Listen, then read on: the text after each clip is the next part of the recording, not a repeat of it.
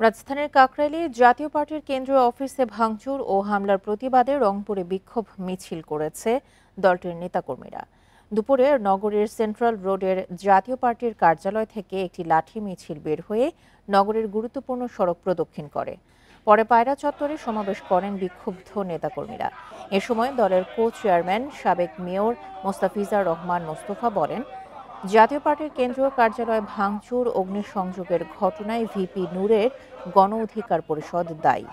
দলের অস্তিত্ব রক্ষায় জাতীয় পার্টির ঘাঁটি খ্যাত রংপুরের নেতাকর্মীদের প্রস্তুত থাকারও আহ্বান জানান তিনি। ষড়যন্ত্রকারীদের আইনের আওতায় আনতে অন্তর্বর্তীকালীন সরকার প্রধানকে নিরপেক্ষ ভূমিকা রাখার আহ্বান জানান মোস্তাফিজার রহমান মোস্তফা। আমাদের হাতে প্রতিবাদের লাঠি উঠেছে।